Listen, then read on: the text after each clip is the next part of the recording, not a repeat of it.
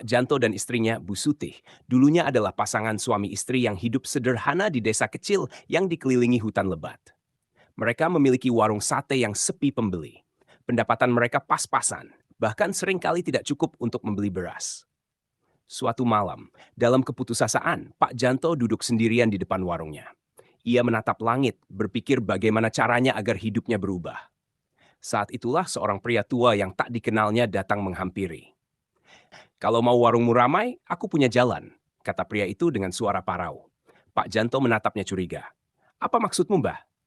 Pria tua itu tersenyum samar, lalu berbisik, "Sate gagak, bakar di tengah malam. Kau akan bertemu pelanggan istimewa." Pak Janto tertawa kecil, mengira itu hanya lelucon. Tapi pria itu menatapnya serius. "Kalau kau benar-benar ingin keluar dari kemiskinan, lakukan saja. Tapi ingat, sekali kau mulai, kau tak bisa berhenti." Setelah pria itu pergi, Pak Janto tak bisa menghapus kata-katanya dari pikirannya. Ia tahu gagak adalah burung yang dianggap mistis. Tapi karena kepepet, pikirannya mulai goyah. Malam itu, ia menangkap seekor gagak di belakang rumahnya. Bulu hitamnya mengkilap di bawah sinar bulan, dan matanya seperti menatap tajam ke arahnya. Dengan tangan gemetar, Pak Janto menyembelih burung itu, membersihkannya, lalu memotong dagingnya menjadi potongan kecil. Saat jarum jam menunjukkan tengah malam, ia mulai membakar satenya di atas arang panas. Bau daging gagak yang terbakar bercampur dengan bumbu sate memenuhi udara. Lalu, angin dingin bertiup. Asap dari pembakaran satenya bergerak tidak biasa, berputar ke atas, lalu perlahan membentuk sesosok bayangan hitam. Dari dalam gelapnya malam, terdengar langkah berat. Pak Janto menahan napas. Dari kegelapan muncul sesosok makhluk besar. Tingginya lebih dari 3 meter. Tubuhnya dipenuhi bulu hitam kasar, matanya merah menyala seperti bara api, dan mulutnya menyeringai lebar, menampakkan gigi-giginya yang tajam. Genderuwo. Pak Janto hampir jatuh terduduk. Tubuhnya gemetar, keringat dingin mengalir di pelipisnya. Ia ingin lari, tapi kakinya terasa berat. Makhluk itu hanya berdiri di sana, mengendus udara, lalu menatap langsung ke arah sate yang sedang dibakar. Tiba-tiba suara berat keluar dari mulutnya. "Lanjutkan." Pak Janto tak bisa berkata apa-apa. Tangannya masih gemetar saat ia membalik satenya. Bau daging gagak yang terbakar semakin menyengat. Genderuwo itu menggeram pelan, lalu mengulurkan sesuatu dari tubuhnya. Segepok uang, lusuh tapi banyak. Ia meletakkannya di tanah, lalu perlahan menghilang dalam kegelapan. Pak Janto menatap uang itu dengan perasaan campur aduk. Ia takut, tapi juga tergoda. Malam itu, ia tak bisa tidur. Ia bercerai kepada Bu Sutih, tapi istrinya hanya memandangnya dengan mata berkaca-kaca. "Apa kita harus melakukan ini?" bisiknya. Pak Janto tak menjawab. Tapi keesokan harinya, saat ia menghitung uang yang diberikan Genderuwo, ia tahu jawabannya. Dan sejak saat itu, setiap malam Jumat, Pak Janto menyiapkan sate gagak di depan warungnya. Setiap kali api mulai membakar daging, angin dingin akan berhembus, dan langkah berat itu akan terdengar lagi. Duk, duk. Dan setiap malam Jumat pula, uang dalam jumlah besar akan bertambah di rumahnya. Warung mereka yang dulunya sepi, kini selalu ramai. Pak Janto bisa membeli beras, pakaian baru, bahkan mulai membangun rumah. Tapi ada satu syarat yang harus ia patuhi. Sate itu hanya boleh dibakar di tengah malam dan tidak boleh dijual kepada manusia. Semuanya berjalan lancar, hingga suatu malam Bu Sutih melakukan kesalahan fatal. Ia membuka panci tempat suaminya menyimpan daging sebelum dibakar. Ia mengira itu hanya daging biasa, hingga ia melihat bulu hitam yang masih melekat di beberapa potongan daging. Napasnya tercekat. Tangannya gemetar saat menyadari apa yang telah mereka lakukan selama ini. Dan saat itu juga terdengar suara berat dari luar rumah. "Kau telah melanggar." Dari balik jendela, 2 mata merah menyala menatap mereka. Bu Sutih mundur dengan wajah pucat, napasnya tersengal. Tangannya masih memegang tutup panci yang bergetar hebat. Ia menoleh ke arah suaminya, berharap ini hanya mimpi buruk. Tapi wajah Pak Janto malah lebih pucat darinya. Lalu terdengar lagi suara itu. "Kau telah melanggar." Suara berat dan dalam itu bergema di seluruh rumah, membuat dinding seakan bergetar. Dari celah jendela, 2 mata merah menyala menatap mereka tanpa berkedip. Bu Sutih menjerit dan melempar tutup panci ke lantai. Tubuhnya gemetar hebat, air matanya jatuh tanpa bisa dikendalikan. "Pak, apa yang kau lakukan? Apa yang sudah kita lakukan?" "Astagfirullah," teriaknya histeris. Pak Janto tak menjawab. Ia hanya berdiri kaku. Wajahnya pucat pasi seperti orang yang baru saja melihat ajalnya sendiri. Lalu angin bertiup kencang. Jendela rumah mereka berderak keras, pintu bergetar seolah akan copot dari engselnya. Lampu berkedip-kedip, menciptakan bayangan-bayangan aneh di dinding. Lalu, rak! Pintu rumah terbuka dengan keras. Dan di sana berdiri makhluk itu. Tinggi 3 meter, berbulu hitam kasar, dengan mata merah menyala dan gigi tajam yang terseringai lebar. Bu Sutih menjerit sekeras-kerasnya. Tubuhnya melemas, lututnya goyah, ia jatuh duduk di lantai. Pak Janto masih terpaku. Matanya melebar, napasnya tersengal-sengal. Mulutnya bergerak, mencoba mengucapkan sesuatu, tapi tak ada suara yang keluar. Genderuwo itu melangkah masuk, kepalanya hampir menyentuh langit-langit rumah. Setiap langkahnya menggema di lantai kayu. Ia menatap lurus ke arah Pak Janto. Kau melanggar perjanjian. Suara itu dalam dan menggema, seakan berasal dari dalam bumi. Pak Janto menggeleng lemah, air mata mengalir di pipinya. Aku tidak, Bu Sutih, dia tidak sengaja. Bu Sutih menjerit lagi. Ampun, ampun, kami tidak tahu. Kami tidak mau ini. Tapi Genderuwo itu tidak peduli.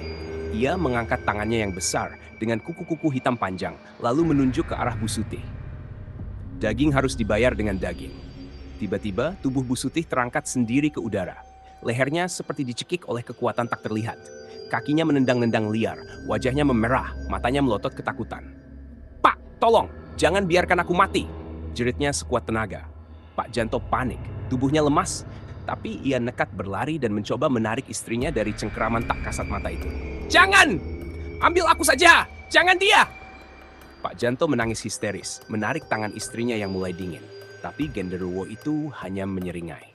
Lalu dengan satu gerakan, Bu Sutih dilempar ke dinding dengan keras. Tubuhnya terhuyung lalu jatuh ke lantai tak bergerak. Pak Janto berteriak sekeras-kerasnya. Ia mengguncang tubuh istrinya, tapi Bu Sutih tak merespons. Darah mulai merembes dari kepalanya yang membentur lantai. Bu, bangun Bu! Astagfirullah, bangun! Tapi tubuh itu tetap diam. Pak Janto menangis histeris, meraung seperti orang gila. Sementara itu, Genderuwo itu perlahan berbalik, melangkah mundur ke pintu. Tapi sebelum menghilang ke dalam kegelapan, ia menoleh sebentar ke arah Pak Janto yang masih menangis di lantai. Lalu ia berbisik dengan suara yang menusuk tulang. Sampai jumpa Jumat depan. Setelah itu, ia menghilang dalam bayangan. Pak Janto masih berlutut di samping tubuh istrinya yang tak bergerak. Tangannya berlumuran darah Bu Sutih yang kini mulai dingin. Matanya membelalak, air mata deras mengalir di pipinya. Tubuhnya bergetar hebat antara ketakutan, kesedihan, dan penyesalan yang tak terbendung. Suasana mencekam. Angin malam bertiup masuk ke dalam rumah, membawa aroma dupa yang menyengat. Jendela masih berderak pelan, seperti bisikan samar dari dunia lain. Pak Janto mulai terisak pelan, kemudian berubah menjadi raungan penuh duka. Ia mengguncang tubuh istrinya dengan kasar, berharap keajaiban terjadi. Bu, bangun! Jangan tinggalin aku! Bu, ya Allah! Tapi tubuh itu tetap diam. Darah yang menggenang di lantai mulai mengering, membentuk noda hitam pekat. Lalu tiba-tiba terdengar suara pelan dari tubuh Bu Sutih. Pak Janto tersentak, napasnya tercekat. Ia memandang istrinya dengan mata penuh harapan dan ketakutan sekaligus. Dan saat itu juga, tubuh Bu Sutih bergerak. Perlahan dengan gerakan kaku dan tidak wajar. Lehernya tertekuk ke samping, matanya terbuka lebar, putih tanpa pupil. Bibirnya bergerak, seolah ingin mengucapkan sesuatu. Lalu terdengar suara pelan dari mulutnya. Bukan suara manusia. Pak Janto mundur seketika, tubuhnya menabrak dinding. Tangannya bergetar hebat, mulutnya berkomat-kamit menyebut nama Allah. Tapi suara itu tetap terdengar. Jan, kowe! Suara itu bergetar, parau, seperti suara dari dalam kubur. Pak Janto ingin berteriak, ingin lari, tapi tubuhnya seakan dipaku di tempatnya. Tubuh Bu Sutih semakin bergerak, tangannya yang patah mulai merayap ke arahnya. Lalu tiba-tiba, tubuh Bu Sutih jatuh kembali ke lantai, tak bergerak lagi. Suasana hening, hanya suara napas tersengal Pak Janto yang terdengar. Ia terdiam beberapa saat, matanya terpaku pada tubuh istrinya. Dingin mulai merayap ke dalam tubuhnya, tapi bukan karena angin malam, melainkan ketakutan yang menusuk tulang. Lalu entah dari mana, terdengar suara azan subuh berkumandang dari masjid desa. Pelan-pelan, suasana yang tadi begitu mencekam mulai mereda. Pak Janto menghela napas panjang, tubuhnya lunglai. Perlahan ia meraih tangan istrinya yang kini terasa dingin dan kaku. Air matanya jatuh tanpa suara. Ia tahu semuanya telah berakhir. Ia telah kehilangan segalanya. Warung yang dulu sepi, uang yang dulu diidamkan, sekarang tak ada artinya.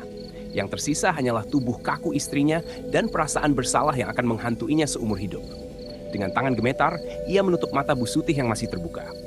Lalu, dalam hati, ia berjanji, malam Jumat depan, ia tidak akan ada di sini lagi. Pak Janto masih duduk bersimpuh di samping jenazah istrinya. Tangannya gemetar, matanya merah dan bengkak karena tangisan yang tak henti-henti. Ia merasa jiwanya sudah hancur. Tidak ada lagi yang tersisa. Namun di tengah kesedihannya, tiba-tiba terdengar suara langkah tergesa-gesa dari luar rumah. "Assalamualaikum, Kang Janto." Suara itu terdengar tegas, namun penuh kepedulian. Pak Janto mendongak dengan wajah penuh air mata. Dari pintu yang masih setengah terbuka, masuklah seorang pria berpeci putih dengan sorban sederhana melingkar di lehernya. Itu adiknya, Ustadz Surya. Wajah Ustadz Surya langsung berubah tegang saat melihat keadaan rumah. Bau anyir darah bercampur dengan aroma dupa yang menyengat. Matanya terbelalak saat melihat jenazah Bu Sutih yang masih tergeletak di lantai. "Innalillahi wa inna ilaihi rajiun." "Kang, apa yang terjadi?" tanya Surya dengan suara bergetar. Pak Janto tidak bisa menjawab. Ia hanya menangis terseduh-seduh, menggenggam tangan istrinya yang sudah dingin. Ustadz Surya mengamati keadaan rumah. Matanya menangkap sisa-sisa abu dari pembakaran sate gagak di sudut dapur. Lalu ia melihat noda hitam di lantai, bekas kehadiran sesuatu yang bukan dari dunia ini. Wajahnya mengeras. "Kang, jangan bilang ini akibat pesugihan." Pak Janto tidak menjawab, tapi tangisannya semakin kencang. Itu sudah cukup sebagai jawaban. Ustadz Surya menghela napas panjang. Matanya menatap kakaknya dengan rasa iba, tapi juga marah. "Kang Janto, kenapa? Kenapa sampai tergoda jalan seperti ini? Apa Kang sudah lupa kalau rezeki itu dari Allah?" Pak Janto hanya tertunduk, rasa malu dan sesal semakin menghimpit dadanya. Namun sebelum Ustadz Surya bisa bicara lebih lanjut, angin kencang berembus, lampu berkedip-kedip, jendela dan pintu rumah bergetar hebat. Lalu terdengar suara berat yang sudah menghantui Pak Janto selama ini. "Kamu melanggar janji." Dari bayangan pojok ruangan, sesosok besar mulai muncul. Genderuwo itu datang. Tubuhnya lebih besar dari sebelumnya. Matanya semakin merah menyala, penuh amarah. Dari mulutnya yang penuh taring terdengar geraman mengerikan. Pak Janto mundur dengan wajah pucat. Ia tahu ini saatnya ia dihabisi. Tapi sebelum genderuwo itu bergerak, tiba-tiba, "Allahu Akbar!" Ustadz Surya maju dengan tegap. Tangannya terangkat, menggenggam tasbih kayu yang selalu ia bawa. Mulutnya terus melafalkan ayat suci dengan lantang. "A'udzubillahi minasy syaithanir rajim. Hasbunallah wa ni'mal wakil." Genderuwo itu menggeram marah. Ia melangkah ke depan, tapi tubuhnya seakan tersentak mundur saat lantunan ayat itu bergema di ruangan. Ustadz Surya terus maju, tatapannya penuh keberanian. "Pergi kau, makhluk terkutuk. Allah adalah sebaik-baik pelindung." Genderuwo itu mengeluarkan jeritan melengking. Tubuhnya mulai mengepulkan asap hitam, seolah sedang terbakar. "Aku tidak akan pergi tanpa tebusan," geramnya. Ustadz Surya tak gentar. Ia mengangkat tasbihnya tinggi-tinggi dan membaca ayat kursi dengan suara menggelegar. "Allahu la ilaha illa huwal hayyul qayyum." Saat kalimat itu diucapkan, genderuwo itu meronta-ronta. Tubuhnya mulai meleleh seperti lilin yang terbakar. "Tidak!" Jeritan panjang memenuhi ruangan, hingga akhirnya tubuh genderuwo itu meledak menjadi asap hitam pekat dan lenyap dalam sekejap. Rumah kembali sunyi. Pak Janto masih terengah-engah, jantungnya berdetak tak karuan. Ia menatap adiknya yang masih berdiri tegak meski keringat membasahi dahinya. Perlahan, suasana mencekam yang selama ini menguasai rumah itu mulai hilang. Udara menjadi lebih segar, tak ada lagi aroma dupa atau bau anyir. Pak Janto menatap jenazah istrinya, lalu menundukkan kepala dalam-dalam. Ia menangis. Tapi kali ini bukan karena takut, melainkan karena sesal yang tak terhingga. "Maafkan aku, Bu. Maafkan aku, ya Allah." Ustadz Surya mendekat dan menepuk bahunya. "Kang, masih ada waktu untuk bertobat. Kembali pada Allah. Kita bawa jenazah Bu Sutih, kita urus dengan baik. Setelah itu, Kang Janto harus meninggalkan semua ini. Jangan kembali ke jalan yang sesat." Pak Janto mengangguk sambil terisak. Malam itu, untuk pertama kalinya setelah sekian lama, rumah Pak Janto terasa lebih damai. Dan di luar sana, di langit malam yang mulai terang, suara segak tak lagi terdengar.